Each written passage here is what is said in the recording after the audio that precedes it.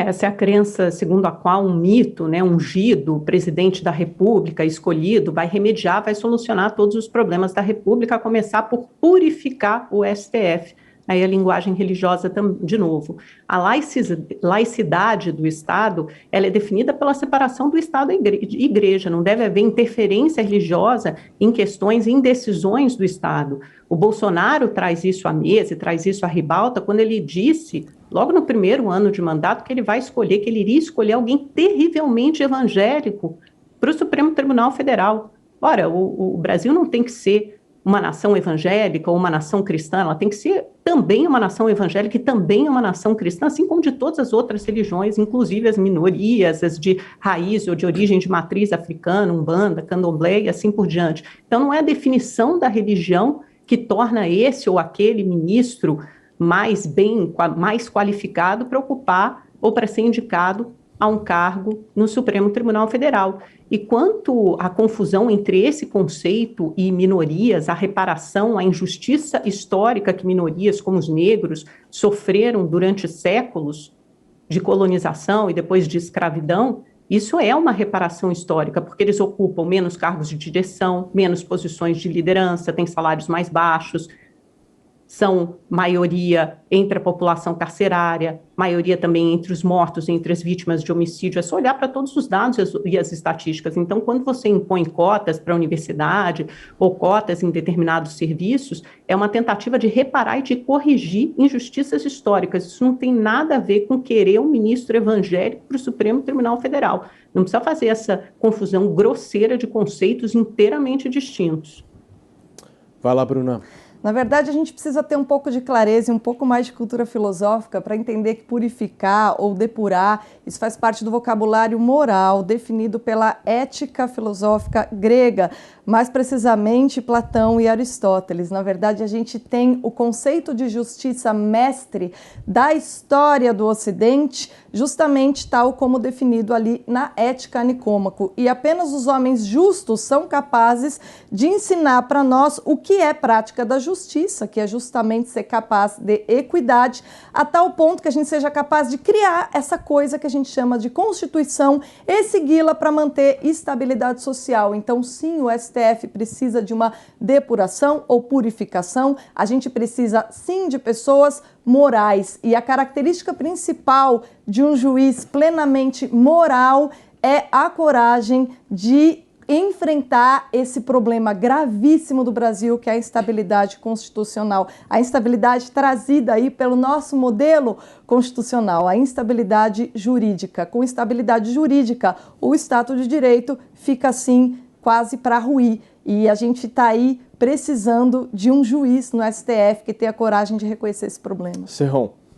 Agora um ponto que a gente tem que considerar é que o presidente Bolsonaro pode ter desagradado a gregos e baianos com a indicação para o STF do ministro André Mendonça. A base conservadora bolsonarista queria Ives Gandra Martins Filho, que foi presidente do Tribunal Superior do Trabalho e, uma curiosidade, ele é um ultracatólico, é um homem ligado a uma prelazia direta do Papa, a Opus Dei. Então, parece que houve uma pressão aí antirreligiosa contra Ives Gandra, que tecnicamente seria o melhor, o nome mais indicado do ponto de vista conservador e técnico para essa vaga de Marco Aurélio de Mello. Vai lá, Constantino. A purificação que a Bruna se referiu aí, eu acho que todo mundo de bem entendeu o conceito. Agora, veja que curioso, né? Precisa de alguma inteligência, alguma sofisticação, algum conhecimento histórico para entender a comparação que eu fiz das minorias. Nem todo mundo tem isso, eu entendo. Porque o que acontece, né? Vamos defender cotas para o Supremo? O que eu disse é que um bom juiz tem que ser um bom juiz. E o fator dele ser religioso ou não deveria ser preponderante, assim como a cor da pele ou o sexo.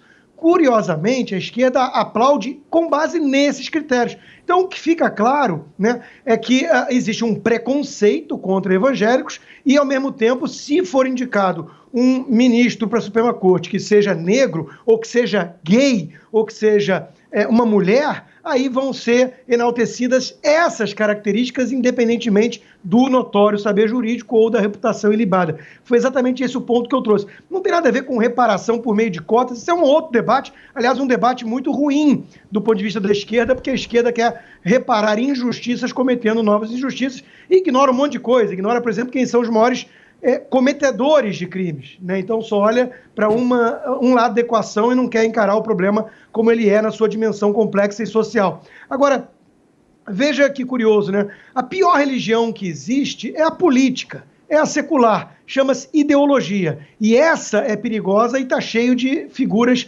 ideológicas ali.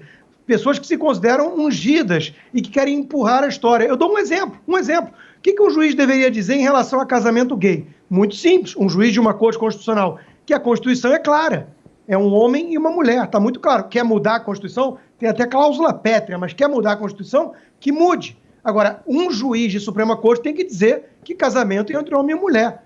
O que faz um juiz imbuído de uma visão ideológica, ou seja, se considera um profeta da história, né? Ele quer mudar a Constituição na marra, ele quer legislar sem voto. É aí que mora o perigo. Bruna. Justamente, é por isso que eu estava dizendo que seria maravilhoso se a gente tivesse um juiz que reconhecesse a função do Supremo Tribunal Federal, que é justamente evitar a instabilidade jurídica, quer dizer, são os promotores da instabilidade jurídica, como Constantino conseguiu exemplificar muito bem aqui. Agora, o outro ponto é o seguinte, essa ideia realmente de você definir e aplaudir indicações políticas com base nas minorias, ela é um erro fundamental, não porque não existam minorias, não porque não existam diferenças, né? A gente tem na história do mundo, na realidade do mundo, ela é feita o quê? Do mesmo e do outro, são princípios que se complementam. A questão é o seguinte, como é que a gente vai organizar uma sociedade, como é que a gente vai viver em comum, recordando o que a gente tem de diferente ou recordando que com todas as diferenças todos temos uma consciência e se todos respondermos à nossa consciência, talvez a gente chegue a um consenso moral e com consenso moral a gente tem justiça. Essa é a pergunta que a sociedade tem a se fazer, se ela quiser entender um pouquinho o que é a justiça afinal, né? Amanda Klein.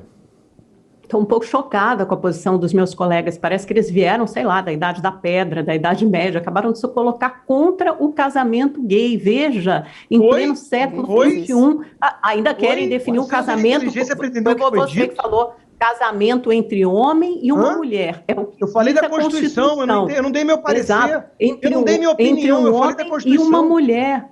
Você achou um absurdo dizer que o STF conseguiu entender perfeitamente. Não cabe ao STF legislar. Sob a bandeira, você entender isso?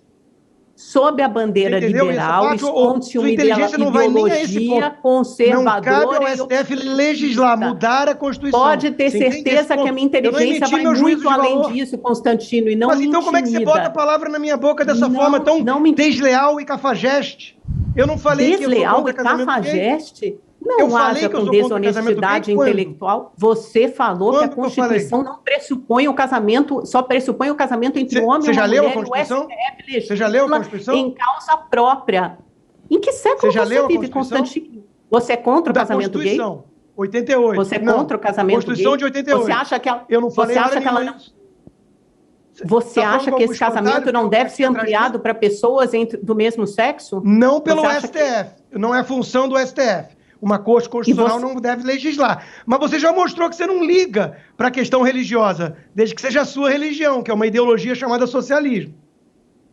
Aí pode legislar e o STF não precisa ser juiz. É CQD. Como é que chama a sua religião? Você é hipócrita, está provado. Como é a sua religião? É o bolsonarismo? É o obscurantismo? Leia Antonin Scalia, você não deve nem saber quem é. Antonin Scalia, já ouviu falar? Do quê? Reacionarismo? Da Constituição. Não, do Império da Lei. Eu achei que você defendesse isso, mas só quando é conveniente, né? Eu defendo perfeitamente. Quem defende a purificação da raça é você. Mudar o conceito de casamento. Purificação é você. Constantino, por favor, deixa eu ouvir agora a nossa... Se perdeu toda, tá que nem uma moreia enrolada. Se perdeu toda. Por favor. Não tem nenhuma moreia enrolada, não, querido. Espera só um minuto, Amanda e Constantino, um minuto. Cortou o microfone dos dois. Bruna, por favor. Na verdade, já que a gente está falando de justiça, já que a gente está falando de equidade, a gente tem que compreender os conceitos sem misturar com os nossos sentimentos. E a gente compreender as coisas sem se deixar arrastar pelo sentimentalismo implica em compreender o seguinte: sejamos nós contra ou a favor do casamento gay. Tenho inúmeros amigos gays casados, inclusive alguns com os filhos, e algumas dessas famílias funcionam muito bem. Eu sei que nem todos os conservadores entendem isso como boa coisa, os religiosos realmente veem como um problema. Eu, pessoalmente, não vejo problema. Contudo, o que está escrito na Constituição está lá. E a partir do momento que um juiz da Suprema Corte viola a Constituição, ele está produzindo instabilidade jurídica num país. É para isso que serve uma Suprema Corte? Foi isso que o Constantino tentou dizer. Então, não nos deixemos levar pelo sentimentalismo de achar que criticar um erro de função do STF tem a ver com as nossas posições. Todas as pessoas que têm algum âmago, né, liberal, que entendem o que é o liberalismo, evidentemente não se chocam com o casamento gay, mas se chocam com ministros no Supremo usurpando a função do Congresso. Serrão, vai lá. Vamos lá, vamos chamar o VAR, porque a gente tem que lembrar que a nossa Constituição, ela é muito clara. O casamento é entre homem e mulher. Então, quer alterar? Mude a Constituição. Mas, felizmente, nós temos também na nossa legislação a permissão para a união estável. Ela permite que as pessoas sejam felizes e livres da maneira que elas quiserem. Isso é que importa. O resto é discussão narrativa entre ideologia. E ideologia é ferramenta de otário. Muito bem, 30 segundos para cada um dos dois. Constantino. Não, só mais um ponto, além do que os meus colegas já explicaram, e qualquer pessoa decente ou minimamente inteligente percebeu, não tentou criar um espantalho para me colocar como um reacionário contra gays, né? Isso é coisa de gente desleal. Tem um outro aspecto, além do juiz que não liga para a Constituição, né? Que era a minha crítica, a interferência num Estado laico do Estado na religião. O Serrão lembrou muito bem, a união estável já está prevista em lei. O que muitos querem é arrombar a porta da igreja, com a força do Estado, que tem o monopólio da coerção. Aí não. Se um padre, ou se uma certa denominação religiosa é contra o casamento gay, porque considera o comportamento homossexual pecaminoso, é um direito deles. O sujeito liberal entende, inclusive, isso. E tá lá, eles lá, e o gay feliz com a união estável dele no outro lugar. Isso é uma sociedade liberal. Agora, o autoritário, arrogante, totalitário, que tem a religião secular da ideologia socialista, esse quer controlar tudo de cima para baixo. E aí, quando alguém vai lá e incomoda com algum argumento, quer rotular, demonizar e por aí vai. É a cabeça típica de um Stalin da vida. Para fechar, Amanda.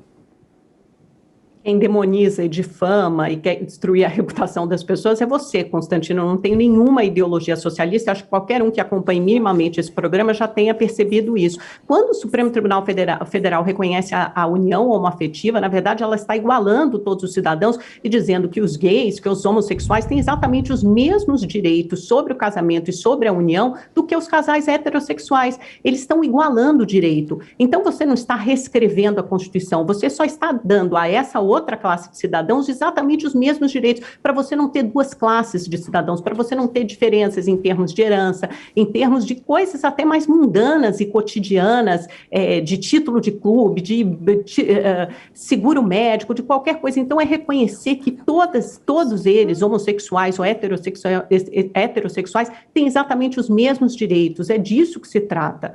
Você, sim, espalha uma ideologia obscurantista, colocou-se frontalmente contra o casamento gay e depois quer negar. Mentira, isso é fake news, tá colocando palavra na minha boca e não leu a porcaria da Constituição, porque não fui eu que a escrevi.